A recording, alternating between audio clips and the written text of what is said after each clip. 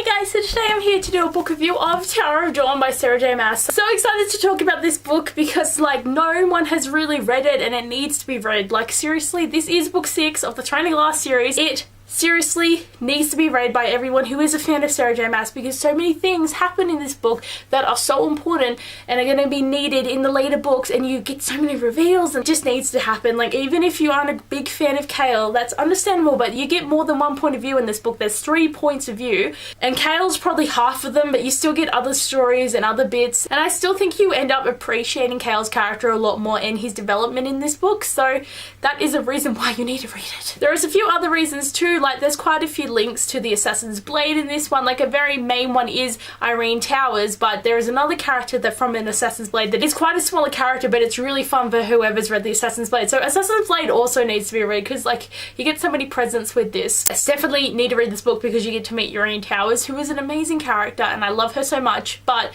you also get a lot of snippets and a lot of important information revealed to you about the whole war and about the histories and about certain characters and things that are happening. So that is important as well. And as I said before, book 6, do not read book 7 until you read book 6. And there is just a really good amount of development, and even though this is a really big book, even though it took me 9 days to read this book, which is a long time for me, but this is nearly 700 pages, it is worth the read. Definitely a good size, and definitely just you need to, okay? You need to. Like, I'm not trying to hype it up too much. A lot of people probably will go into this book holding a grudge against Chaol, even though he did nothing wrong.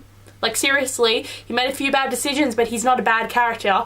But still, it's important to read this. But anyway, let's get on to my review that's going to have some spoilers, or of course it's going to have spoilers. I just wanted to get those few points out that, you know, you need to read this book because it's amazing and you need to, and I gave it 5 stars. So hopefully you trust what I'm saying, so do it. But yes, let's get into the review. I have to get the pronunciation guide up on my phone, guys, because like every name in this book is so hard to say. Like seriously, it is the hardest shit ever, and I have to get this. Like I was calling her Irene, but it's actually Irene, but why couldn't you call her Irene? Why does there have to be a Y in her name? Got this pronunciation guide, so I am ready. So I didn't actually take any notes for this book review. Like I take notes for every Sarah J Maas book I read, and this is a 700-page book.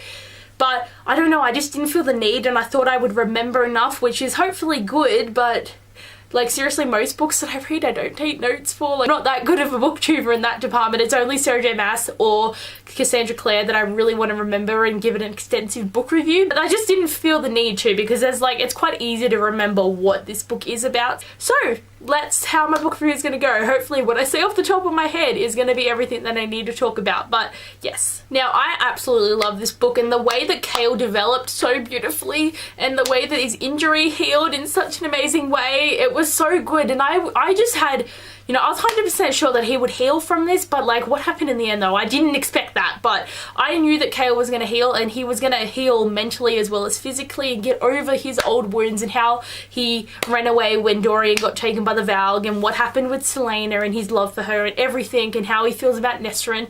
It was just so beautiful having him confront those feelings and actually seeing that some of the things that he did weren't right, and he had to overcome that, and also overcome his like need to not want to talk to Irene and have to develop everything. But like he did so well, and having to go through the pain of having this Valg darkness in his back and having Irene in there every single day just bringing him pain and pain and pain, and he had to keep confronting his demons, and it was beautiful. Such a beautiful development, and just the way too that he's so political, and I love the way he really got in there with the, okay, I gotta get the thing up here, but Coggin Uros, Lord or the ruler of Antica. I hate the way that she has to have the weirdest names ever, but Chaol was able to get the resources he needed from him and the healers and everything. Like seriously, that was so amazing that he was able to do this. But I felt so bad for him every time he saw soldiers walking around with their swords and being able to do everything that he couldn't do, and like for the fact that he was able to ride a horse eventually and then able to walk, and like when he stood up the first time I wanted to cry. Like I was so happy for him, and just saying it makes me so sad that he finally got healed and then his back got broken again by that Valg princess.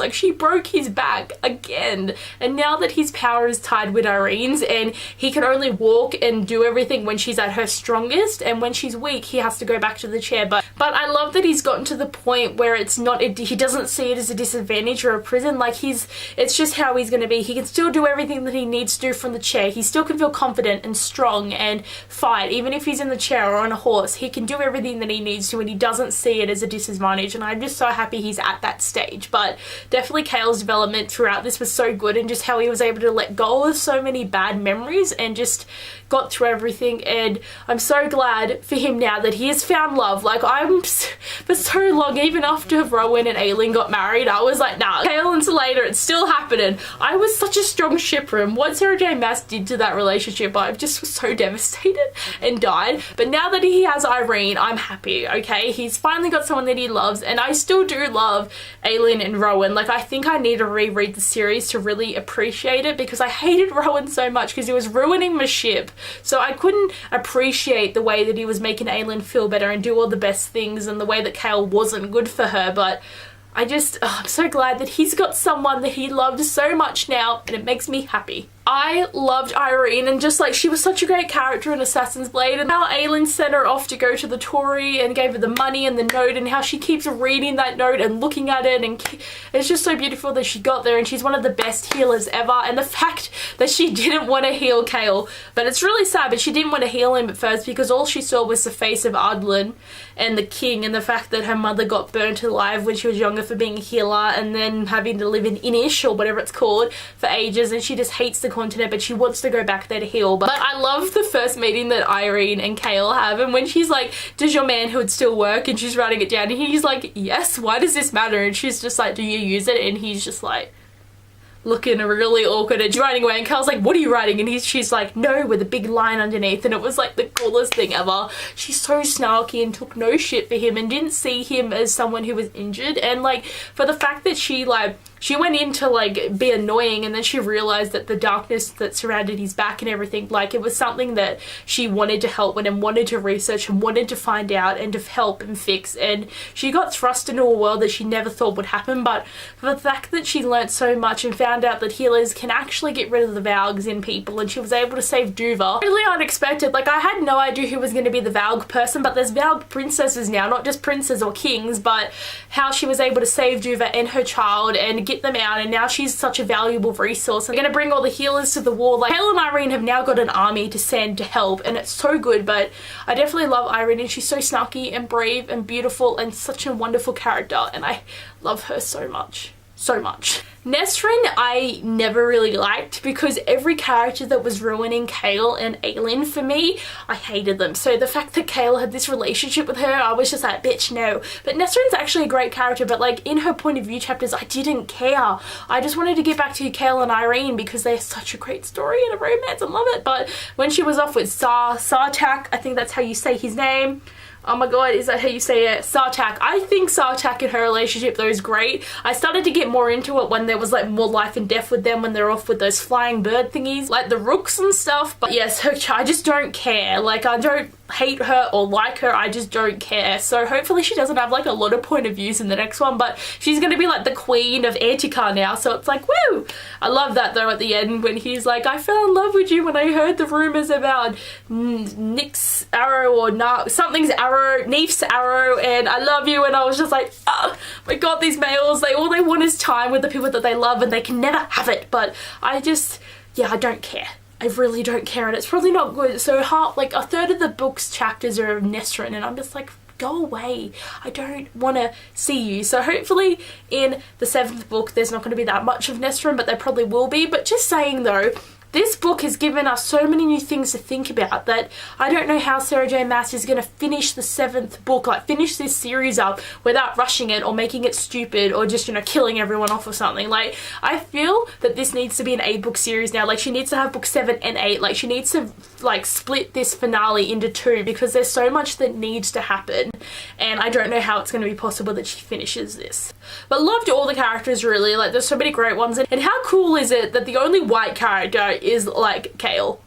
Like there's so many dark skinned characters, there's lesbian characters, there is a lot of diversity, a lot of injuries and stuff. Like there's so much going on, and it's so nice because Sarah J Maas got so much shit because she wasn't doing diversity well. She tried to put it in ACOWAR and it didn't really work, and I'm kind of disappointed in what she did to some of the characters. But this one was done very well, and I think that if people didn't complain as much, she could have written ACOWAR in the way it should have been and had this beautiful book that's full of so much diversity. Like seriously, that's another reason. If you don't want to read this book, you need to, for the amount of diversity that is just so well done and so enjoyable. What I really want to talk about though is Chaol and Yrene. I love it so much, and I was just so glad that this ship happened. Like it's so beautiful and I love it so much, and like the way that like Yrene fell for him, and then like Chaol felt so bad because he sort of was with Nestrum, but it was really always more physical with them, and it was like it was never really meant to be for their like relationship, and that's okay, that's fine if he doesn't want to be with her and like have a relationship with her. But he really shouldn't have like moved on to Yrene until Nesrin came back. Like he shouldn't have moved on and had like sex with Yrene and all that kind of stuff. But I am still happy that she was okay with it and she was all with Sartak and they're together. But like Yrene and that is so cute, and like a lot of people like might complain about the fact that, you know, how this book has this, you know, tag on there. Wait, where is it? Contains mature content, not suitable for younger readers, right? That's on there, but there is not that much sex in this book. Like there's maybe 3 scenes or something, and it's like it wasn't even that descriptive. It's more descriptive with her other series, like with Rowan and that there's a lot of description, and Ryzen and Feyre, there is a lot going on. Like the first ACOTAR isn't that bad, but the rest of them is like so much going on. But she held back a lot more in this one, and that's fine. Like I don't mind reading that stuff. Like it's okay if there isn't any, and it's okay if there is. Like for me it doesn't bother me, but I think it's good that there isn't as much if it like makes people uncomfortable. Yes, I love Yrene and that so much, and the way they loved each other and then they got married. I was just like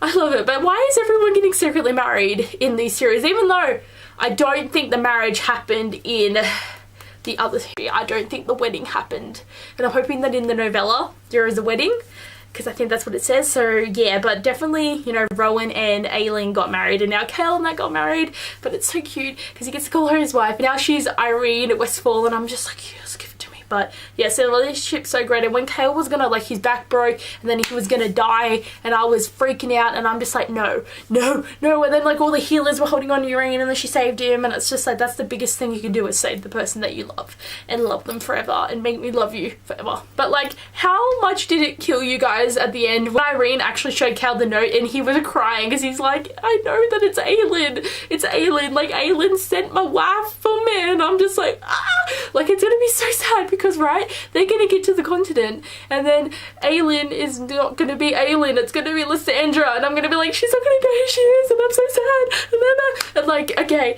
I just, it gets me so much. Like seriously though, like, because you're seeing like with Chaol, he's hearing about the different things that happened in Empire of Storms, and Tower of Dawn went further than when Aelin was taken in the box, right? So it's gone further than that. So I'm kind of worried that once they finally get there, because they have to take the 3-week trip, so Aelin's gonna be in the box for like, she's gonna be attacked and brutalized for quite a while, but I hope she gets out by the time Chaol makes it with like a 5th army, because she's got so many going on. But it just worries me so much because I'm like, everyone's gonna die and they're all away. And who else was excited when the spider silk dude came in? I cannot remember his name, but he had the small part where Aelin bought the spider silk, and I'm thinking she got to use that for something, and I can't remember if she has or not. But like, he's there and he's like Lysandra's uncle, and I'm just like, yes, he's a shapeshifter and he's gonna help everyone, and I'm so sad. But I love that he was in it, because I kept thinking, this guy he's someone, he's from something, and they gotta go kill that spider, and Aelin's gonna be like, bruh, I remember you when I bought some spider silk from you, because Aelin knows like everyone. But like,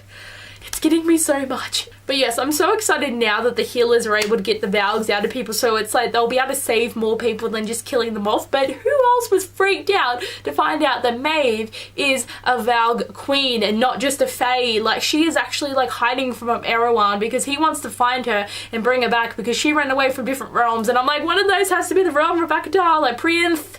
I don't know, maybe, but it makes me so scared because she's got Aelin now, because I think she wants Aelin because that's going to be the biggest weapon that she can use against Erewhon, because because he's really there to get Maeve, and it's such important information and no one else knows except for Chaol and crew. Like, everyone else is not going to know about this information, and I'm just freaking out because, like, they're all going to die and they need this help. They need it, they need it, need it, need it. And just saying, I had a feeling that there was going to be an alien little snippet at the end, and I knew it, okay? This is how they're going to get people in, because it's like the alien's in this book at the end and everyone's like probably has to read the whole book or just read that snippet. But I'm so worried that she has a Valg princess in her, because with her point of view, it's called a Fire Heart, and she never mentioned any of the characters or herself.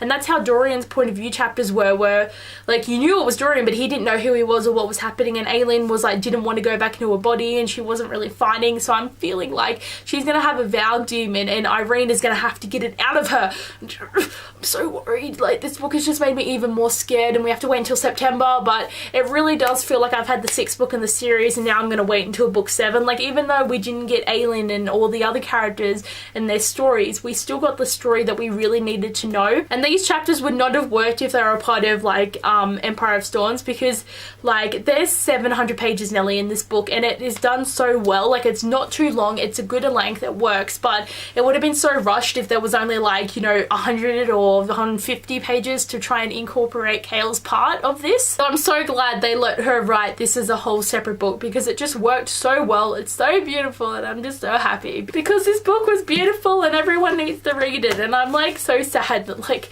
no one really wants to take the chance on it, but you'll be sorry because you'll have no idea what's going on when the next book comes out. So definitely needs to be read. Anyway guys, I hope you enjoyed my review. I like filming them for Sarah J Maas books, and normally they're like 20 minutes long, so this one hopefully won't be that much. Like, I'm watching my video camera film right now and I'm just like talking for a long time. But yeah, anyway guys, I hope you enjoyed and I'll talk to you later. Bye!